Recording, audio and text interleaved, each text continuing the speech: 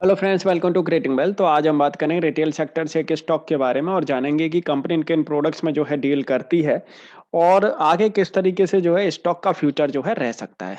तो चलिए स्टार्ट करते हैं। तो कंपनी का नाम है Mandhana retail ventures limited. Mandhana retail ventures की अगर बात करें तो बहुत समय पहले जो है इसमें एक न्यूज ये भी आई थी कि राकेश झुनझुनवाला ने जो है इसमें काफ़ी जो है स्टेक परचेज की है। ये स्टॉक ये हो जाएगा, वो हो जाएगा, यहाँ चला जाएगा, वहाँ चला जाएगा। स्टॉक तो कहीं गया आया है नहीं। स्टॉक तो वहीं की वहीं जो है मंडरा रहा है। कंपनी का अगर बात करें तो इन्होंने जो है एक रिटेल सेक्टर के अंदर अपने जो है स्टोर्स ओपन कर रखे हैं। इनकी वेबसाइट का भी अगर बात करें तो इनकी वेबसाइट पे इतनी जो है डेटा नहीं है जितना जो है आपको डेटा कहीं एक गूगल के पेज पे मिल जाएगा। तो यहाँ पे अगर बात करेंगे अबाउट अस की अगर बारे में बात करेंगे तो जस्ट ओनली देख सकते हैं आप, इतना सही जो है डेटा है। वेबसाइट की अगर बात करें और कुछ डेटा इनका कुछ है नहीं। वेबसाइट पे कुछ आपको नहीं मिलेगा। देख सकते हैं आप, जस्ट लाइक फ्रॉड कंपनियां जो होती है ना उस तरीके का जो है आप देखेंगे एक तरीके की जो है वेबसाइट है। हालांकि आप फ्रॉड है या नहीं अब वो तो किसी को नहीं पता। बहरहाल देखा जाए तो देख सकते हैं आप किस तरीके का जो है एक इन्होंने जो है एक अपना वेब पेज बना रखा है। ना तो आगे का कोई यहाँ पे कोड ऑफ कन यहाँ तो मतलब आगे की कोई एक फ्यूचर प्लानिंग जो है आपके सामने जो है रखी जाएगी। कोई प्रेजेंटेशन भी नहीं है। प्रेजेंटेशंस की अगर बात करी जाए तो यहाँ पे अगर आप देखेंगे तो 2018 के बाद में कहीं कोई अपडेशन भी नहीं है। तो मतलब अगर आपने पैसा अगर लगाया भी है तो आप पता ही नहीं कर सकते कि आगे कंपनी जो है कर क्या रही है आखिर।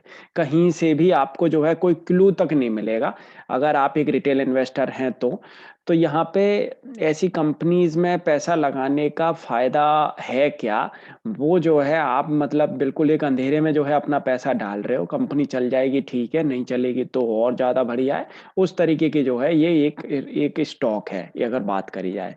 अब बात कर लेते हैं थोड़ा इसके बारे में कि आखिर ये काम कर क्या रही है। तो मंधाना रिटेल वेंचर्स की अगर बात करें रिटेल सेक्टर के अंदर है और अपैरल मैन्युफैक्चरिंग कंपनी है इंडियन टेक्सटाइल सेक्टर के अंदर।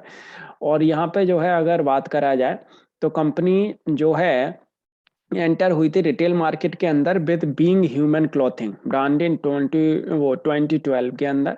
और 2016 से रिटेल डिवीजन भी जो है इन्होंने एक डिमर्ज हो गया। तो उसके बाद में जो है ये मंदाना रिटेल वेंचर के नाम से जो है ये कंपनी जानी जा रही है।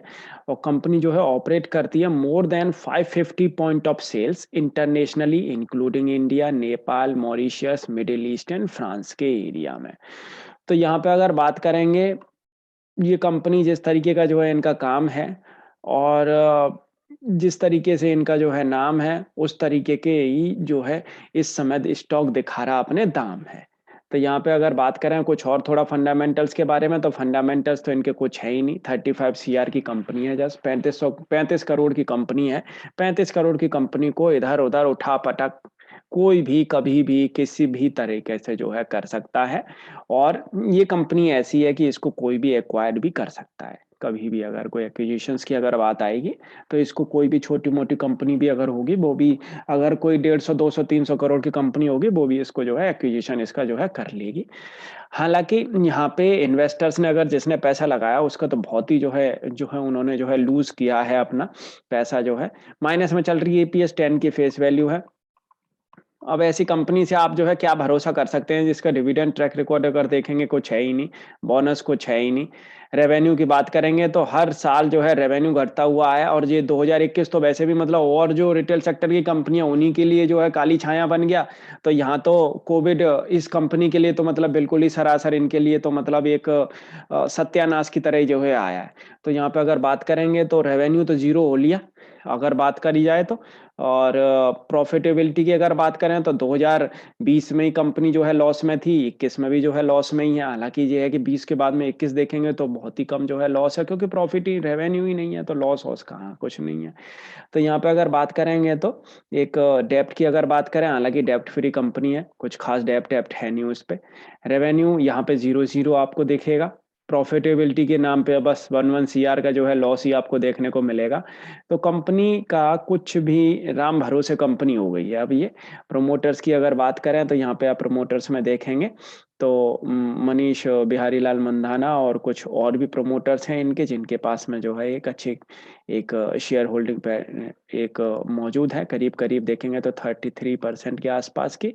और मतलब मोस्टली सारा का सारा जो है यहाँ पे जो स्टॉक जो पड़ा है वो पड़ा है केवल पब्लिक के पास में। पब्लिक को चाहिए सस्ता, तो सस्ते के चक्कर में जो है पब्लिक जो है ऐसे स्टॉक्स में पैसा लगा के बैठी रहती है कि कभी तो बढ़ेगा। तो यहाँ पे देखेंगे डेब्ट फ्री कंपनी है, माइनस में आरओई। तो फ्रेंड्स, अगर आपको ये वीडियो अच्छे लगे तो आप लाइक जरूर करिएगा। अगर आपने हमारे चैनल को अभी तक सब्सक्राइब नहीं किया तो हमारे चैनल को आप सब्सक्राइब जरूर कर लें। और अगर आपको हमारी जो है मेंबरशिप प्रोग्राम अगर जो है अगर आपको कनेक्ट होना है, तो आप हमें जो है टेलीग्राम चैनल पे जो है कनेक्ट कर सकते हैं। क्रिएटिंग वेल्थ प्रीमियम के नाम से जो है हमारा टेलीग्राम चैनल है। तो इसकी हालत खस्ता एक बार देख लेते हैं, इसका एक बार जो है चार्ट पैटर्न भी। तो चार्ट पैटर्न भी दिखा रहा है कि अब कुछ है नहीं, बस निकल लो जो भी कुछ है थोड़ा बहुत।